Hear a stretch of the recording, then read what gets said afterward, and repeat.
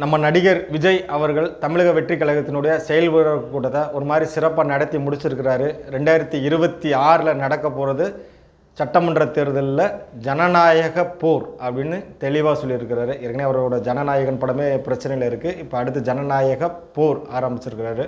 உண்மையிலே பரவாயில்ல. அவர்களுடைய நிர்வாகிகள் ஓரளவுக்கு நிறையா வந்திருந்தாங்க.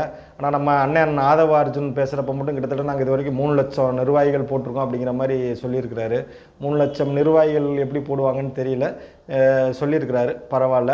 ஆனால் தனித்து தான் நிற்கிறாரு. அது கண்டிப்பான முறையில் நல்லாவே தெரிஞ்சிருச்சு. வேட்பாளர் அறிவிக்க போகிறாங்க, சின்னத்தை அறிவிச்சிட்டாங்க, எல்லா பக்கமும் கொண்டு போய் சின்னத்தை சேர்க்கணும் அப்படின்னு தெளிவாக பேசியிருக்கிறாரு. விஜய் அவர்கள் ஒரு மாதிரி சிறப்பாக பேசியிருக்கிறாரு.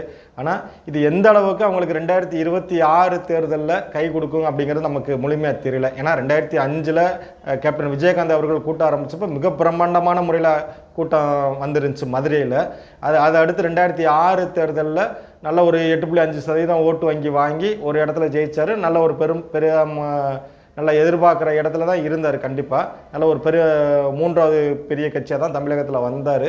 ஆனால் நடிகர் விஜய் அவர்களுக்கு இப்போ ஏகப்பட்ட பிரச்சனைகள் இருக்குது. 2வது பெரும்பாலும் பார்த்திங்கன்னா அவர் வெளியில் மீடியா முன்னாடியே வர்றதில்லை.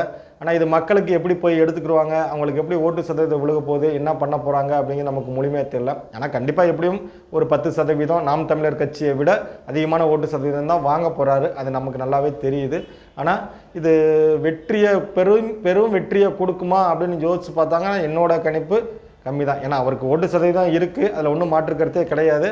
ஆனால் அதை ஒரு ஓட்டை மட்டும் ஒரு 10% 15% வாங்கி அதனால் என்ன பயன் இருக்கும் அப்படின்னு பார்த்தீங்கன்னா வாய்ப்பு கம்மியாக தான் இருக்குது. இப்போ தேசிய ஜனநாயக கூட்டணியில் இணைஞ்சு இதே இந்த 10% 15% ஓட்டு அவர் வாங்கினார்னா கண்டிப்பான முறையில் அவங்களுக்குன்னு ஒரு எம்எல்ஏ கிடைப்பாங்க, அவங்களுடைய கட்சிக்கான ஒரு அதிகாரம் கிடைக்கும். ஆனால் இப்போ ஒரு அங்கீகாரம் மட்டும்தான் கிடைக்கும்.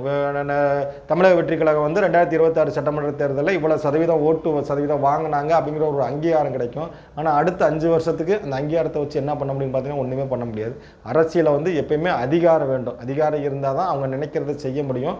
ஆனால் இவருக்கு ஒரு பெரிய எதிர்பார்ப்பு இருக்குது. ஆனால் ஏன் இவர் போய் இப்போ தனித்து நிற்கிறாரு அப்படிங்கிறது ஒரு கேள்விக்குறியாதாக இருக்குது.